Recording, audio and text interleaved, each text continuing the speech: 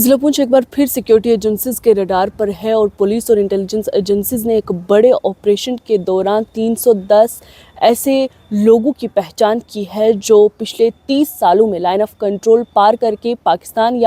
آکوپائیڈ جموں کشمیر پہنچے ہیں اور وہاں سے جموں اینڈ کشمیر یا خاص طور پر پونچھ راجوری میں صورتحال کو خراب کرنے کی کوشش کر رہے ہیں۔ موثوق ذرائع کے مطابق ان لوگوں کی تعداد مہنڈر سورن کوٹ اور ساوجیاں کے علاقے سے ہے جو کہ سرحد کے بے حد قریب علاقے بھی ہیں۔ وہیں پر انویسٹیگیشن ایجنسیز اور پولیس نے ایک ڈیٹیل سروے اور ویریفیکیشن کے بعد ان افراد کی پہچان کی ہے اور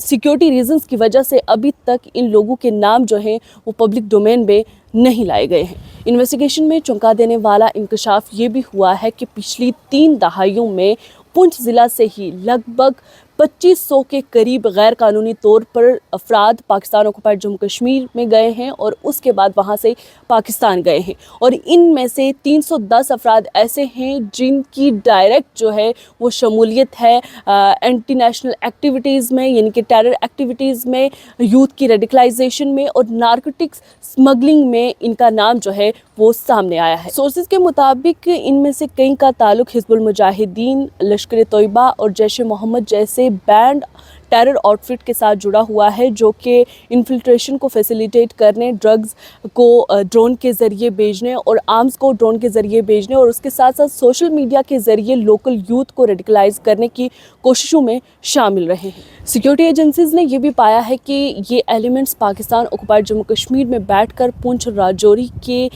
جو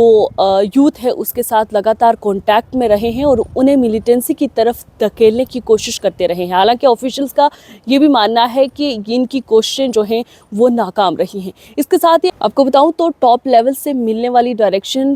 کے بعد جو ہیں آپریشنز یا یوں کہیں کہ کارروائیاں سخت ہوتی جا رہی ہیں اور پہلے فیز میں ایکسفلٹریٹ لوگوں کی پہچان جو ہے وہ کی گئی ہے۔ اس کے بعد ان کی جو دوسرا فیز ہے اس میں ان کی پراپرٹیز کی ویریفیکیشن کی گئی ہے اور تیسرے فیز میں ان ایسٹس کو اٹیچ کرنے کی کارروائی جو ہے وہ کی جائے گی اور ابھی تک 1 درجن سے زیادہ لوگوں کے ایسٹ کو ویریفائی کیا گیا ہے جو انلیگلی ہیں اور اس کے ساتھ ہی اب مانا جا رہا ہے کہ 20 سے 25 ایسے افراد ہیں جن کے یا ایسے ایسٹ ہیں جو 26 جنوری 2026 سے پہلے جو ہے وہ سیز کیے جائیں گے اور اٹیچ کیے جائیں گے۔ وہیں سیکیورٹی ایجنسیز کا یہ کہنا ہے کہ 310 کا یہ فگر بہت زیادہ گمبھیر اور پونچھ اور راجوری کی یوتھ کے لیے خطرناک ہے اور آنے والے وقت میں ایسی کارروائیاں اور بھی کی جا سکتی ہیں اور ایسے آپریشن کے تحت جتنے بھی انلیگل ایسٹ بنتے ہیں یا پراپرٹیز ان لوگوں سے جڑی ہوئی ہیں وہ بنتی ہیں وہ اٹیچ کی جائیں گی اور ان لوگوں کے نام جو ہیں فی الحال تو سیکیورٹی ریزنز کی وجہ سے پبلک ڈومین میں نہیں لائے گئے ہیں، لیکن ہو سکتا ہے کہ آنے والے وقت میں ان کے نام بھی جو ہے وہ لیے جائیں اور ان کی پراپرٹیز کو